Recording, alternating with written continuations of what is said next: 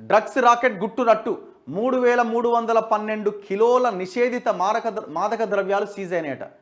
3300 కిలోలట.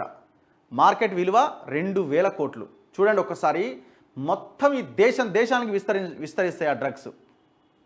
2000 కోట్ల డ్రగ్స్ అట. గుజరాత్ తీరంలో చేపల పడవలో స్వాధీనమట. ప్యాకెట్లపైన పాకిస్తాన్ కంపెనీ పేరు. 5 విదేశీయులు అరెస్టు.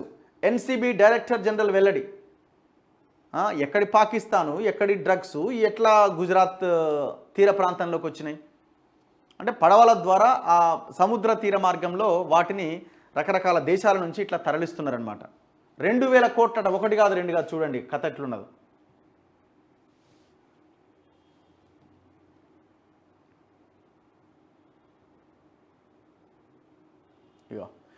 దేశంలో మరో భారీ డ్రగ్ రాకెట్ను నార్కోటిక్స్ కంట్రోల్ బ్యూరో అధికారులు ఛేదించారు. గుజరాత్ తీరంలో భారత సముద్ర జలాల్లోకి ప్రవేశించిన పడవ నుంచి ఏకంగా 3312 కిలోల నిషేధిత మాదక ద్రవ్యాలు నావికాదళం సహాయంతో స్వాధీనం చేసుకున్నారు. వీటిలో 158 కిలోల క్రిస్టల్ మెథాంఫెటమిన్ మెత్తో పాటు 3100 కిలోల హషీష్, 26.6 కిలోల హెరాయిన్ ఉన్నది.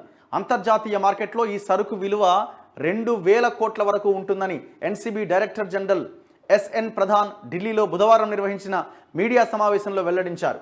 దేశ సముద్ర జలాల్లో ఇంత భారీ పరిమాణంలో డ్రగ్స్ స్వాధీనం చేసుకోవడం ఇదే మొదటిసారి.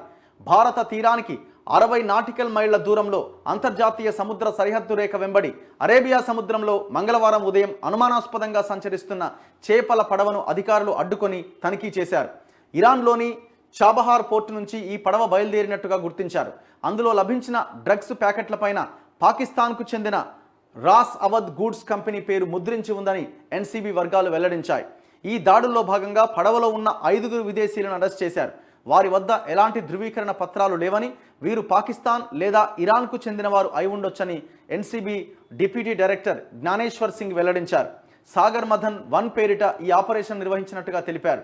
ఎన్సీబీ, గుజరాత్ పోలీసులను కేంద్ర హోంమంత్రి అమిత్ షా అభినందించారు.